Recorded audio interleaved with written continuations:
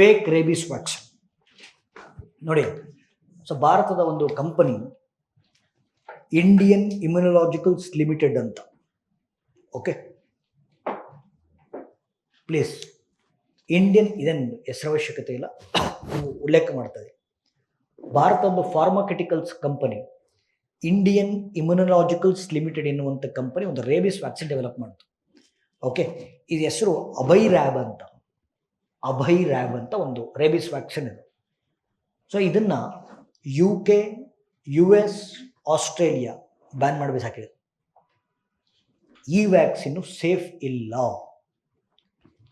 ಈ ಅಭಯ್ ರ್ಯಾಬ್ ಎನ್ನುವಂಥ rabies vaccine ತಗೊಂಡಿರೋರು ಯಾರೋ ನಮ್ಮ ದೇಶಕ್ಕೆ ಬಂದರೆ ನಾವು ಒಪ್ಪಲ್ಲ. ನಮ್ಮ ದೇಶದ ವ್ಯಾಕ್ಸಿನೇ ತಗೋಬೇಕು, ಬಿಕಾಸ್ ಇದು ಸೇಫ್ ಇಲ್ಲ ಅಂತ ಒಂದು ಕಾಂಟ್ರವರ್ಸಿ ಕ್ರಿಯೇಟ್ ಆಯಿತು. ಇರಲಿ, ಆ ಕಾಂಟ್ರವರ್ಸಿನ ಎಕ್ಸಾಮಿಗೆ ಕೇಳಲ್ಲ. Rabies important. ಓಕೆ, ಸರಿ. ಈಗ ಆಲ್ರೆಡಿ ನಾನು ನಿಮಗೆ ಇಂದಿನ ಕ್ಲಾಸಸ್ಸಲ್ಲಿ ಒಂದು ಕಾಯಿಲೆಗಳನ್ನು ಯಾವ ರೀತಿ ಓದಬೇಕು ಹೇಳಿರ್ತೀನಿ, ಹೌದಾ ಇಲ್ಲ? ಓಕೆ, ಡಿಸೀಸಸ್ ಸ್ಟ್ರಕ್ಚರ್ ಏನು ಕೊಟ್ಟಿದ್ದೆ? ಫಾಸ್ಟಾಗಿ ಹೇಳಿ. Name, pathogen, vector, transmission, symptoms, treatment, preventive measures. Right? ಹೆಸರು, ರೋಗಕಾರಕ, ವಾಹಕ, ಪ್ರಸರಣ, ರೋಗ ಲಕ್ಷಣಗಳು, ಚಿಕಿತ್ಸೆ, ತಡೆಗಟ್ಟುವ ಕ್ರಮಗಳು. Okay, yes. ಹೆಸರು, ರೋಗಕಾರಕ, ವಾಹಕ, ಪ್ರಸರಣ, ರೋಗ ಲಕ್ಷಣಗಳು, ಚಿಕಿತ್ಸೆ, ತಡೆಗಟ್ಟುವ ಕ್ರಮಗಳು. 6 ಪ್ರಕಾರ 1. ರೇಬಿಸ್, ಹೆಸರು ರೇಬಿಸ್. ಓಕೆ, ಇದೊಂದು ವೈರಸ್ ಇಂದ ಉಂಟಾಗ್ತಕ್ಕಂಥ ಕಾಯಿಲೆ. ಓಕೆ, ಸೊ ಪ್ಲೀಸ್ ಮಾತಾಡಬೇಡಿ. ವೈರಸ್ ಇಂದ ಉಂಟಾಗ್ತಕ್ಕಂಥ ಕಾಯಿಲೆ. ಹೆಸರು ನೋಡಿ, ರ್ಯಾಬೋವಿರಿಡೆ ಕುಟುಂಬಕ್ಕೆ ಸೇರಿದ. ಸೊ ರ್ಯಾಬೋವಿರಿಡೆ ಕುಟುಂಬಕ್ಕೆ ಸೇರಿದ ಲಿಸ್ಸಾ ವೈರಸ್. ಲಿಸ್ಸಾ ವೈರಸ್ ಇಂದ ಉಂಟಾಗ್ತಕ್ಕಂಥ ರೋಗ ರೇಬಿಸ್. ಆಯ್ತಾ? ಈ ವೈರಸ್ ಅನ್ನ, ಲಿಸ್ಸಾ ವೈರಸ್ ಅನ್ನು ಹರಡುವಂತ ವಾಹಕಗಳು ನಾಯಿ, ಬೆಕ್ಕು, ಕೋತಿ ಎಕ್ಸೆಟ್ರಾ. ನಾಯಿ, ಬೆಕ್ಕು, ಮಂಗಗಳ ಜೊಲ್ಲು, ಸಲೈವ, ಅದರಿಂದ ಹರಡುತ್ತೆ. Okay, so vectors dog, cat, monkey. ಬರೀ ನಾಯಿಂದ ಬರಬೇಕು ಅಂತನೇನಿಲ್ಲ, ಬೆಕ್ಕು ಅಥವಾ ಮಂಗಗಳ ಜೊಲ್ಲುಗಳಿಂದ ಹರಡುತ್ತೆ. ಓಕೆ, ಸರಿ. ಅಲ್ಲಿಗೆ ನೇಮ್ ಆಯಿತು, ಪ್ಯಾಥೋಜನ್ ಆಯಿತು, ವೆಕ್ಟರ್ ಆಯಿತು. ಸರ್, ಇದು ಹ್ಯೂಮನ್ ಟು ಹ್ಯೂಮನ್ ಹರಡುತ್ತಾ ಸರ್? ಇಲ್ಲ. ನಾಯಿ ನಿಮಗೆ ಕಚ್ಚಿ ಹರಡುತ್ತೆ, ನೀವು ವಾಪಸ್ ಬೇರೆಯವ್ರಿಗೆ ಕಚ್ಚಿ ಹರಡಲ್ಲ. ಸರ್ ಟ್ರೈ ಮಾಡ್ತೀನಿ ಸರ್ ಒಂದ್ಸತಿ, ಬೇಡ. ಓಕೆ, ಬಟ್ ಪ್ರಾಣಿಗಳಿಂದ ಮಾನವರಿಗೆ ವರ್ಗಾವಣೆ ಆಗುವಂಥ ರೋಗ ಆದ್ರಿಂದ ಇದನ್ನು ಝೂನೋಟಿಕ್ ಡಿಸೀಸ್ ಅಂತ ಕರೀತೀವಿ. ಓಕೆ, ಇದು ಝೂನೋಟಿಕ್ ಕಾಯಿಲೆಯಾಗಿದ್ದು ಸಾಂಕ್ರಾಮಿಕವಲ್ಲದ ಕಾಯಿಲೆಯಾಗಿದೆ. It's A non communicable zoonotic disease. Transmission done. Symptoms ಏನು ಬರುತ್ತೆ? ಓಕೆ, ಸರಿ. ಈಗ ಸಿಂಪ್ಟಮ್ಸ್, ರೋಗ ಲಕ್ಷಣಗಳು ನೋಡಿಲಿ. ರೇಬಿಸ್ ಮುಂದೆ ಆಂಗ್ಸೈಟಿ, ಕನ್ಫ್ಯೂಷನ್, ಜೊಲ್ ಸೋರ್ತಾ ಇರುತ್ತೆ, ಸಲೈವೇಷನ್, ಬ್ರೈನಲ್ಲಿ ಸೀಸರ್ಸ್. ಓಕೆ, ಬ್ರೈನಲ್ಲಿ ಮತ್ತು ಭ್ರಮಾಲೋಕದಲ್ಲಿ ಇರ್ತಾರೆ. ಓಕೆ, ಹ್ಯಾಲುಸಿನೇಷನ್ಸ್ ಮತ್ತು ಪಾರ್ಶ್ವವಾಯು, ಪ್ಯಾರಲಿಸಿಸ್ ಆಗುತ್ತೆ. ಸಿಂಪ್ಟಮ್ಸ್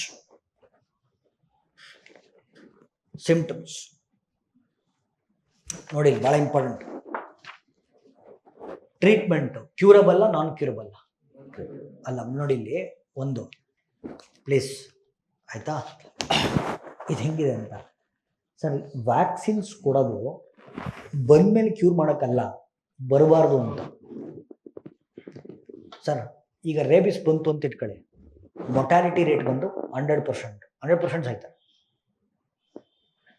ನಾನು ಹೇಳೋದು ಅರ್ಥ ಆಗ್ತಿದೆಯಾ? So but 100% preventable, 100% fatal, 100% preventable. ಅಂದರೆ ಅರ್ಥ ಏನು ಗೊತ್ತಾ? ನೋಡಿ, ಈಗ ಒಂದ್ಸತಿ ರೇಬಿಸ್ ಇನ್ಫೆಕ್ಟ್ ಆಯಿತು, ಏನು ಮಾಡೋಕ್ಕಾಗಲ್ಲ, ಮುಗೀತು. ಬಟ್ ಬರೋಕ್ಕಿಂತ ಮುಂಚೆ ವ್ಯಾಕ್ಸಿನ್ ತಗೊಂಡಿದ್ರೆ 100% ಬರೋದು. ನಾನು ಹೇಳೋದು ಅರ್ಥ ಆಗ್ತಿದೇನ್ರಿ? ಬಂದರೆ 100% ಹೊಗೆ, ಬಂದಿಲ್ಲ ಅಂದರೆ ಮುಂಚೆನೇ ವ್ಯಾಕ್ಸಿನ್ ತಗೊಂಡಿದ್ರೆ 100% ಬರೋದು. 100% ಫೇಟಲ್, 100% ಪ್ರಿವೆಂಟಬಲ್. ಬಂದಮೇಲೆ ಏನು ಮಾಡೋಕ್ಕಾಗಲ್ಲ. ಯಾವಾಗಲೂ ಅಷ್ಟು ಹೇಳೋದು, ವ್ಯಾಕ್ಸಿನ್ ತಗೊಳ್ಳೋದು ಕ್ಯೂರ್ ಮಾಡ್ಕೊಳಕ್ಕಲ್ಲ, ಪ್ರಿವೆಂಟ್ ಮಾಡೋದಕ್ಕೆ. ಅವರೇ ಕರೋನಾ ವ್ಯಾಕ್ಸಿನ್ನು ಮುಂಚೆ ತಗೊಂಡ್ವಾ ಬಂದಲ್ಲಿ ತಗೊಂಡ್ವಾ?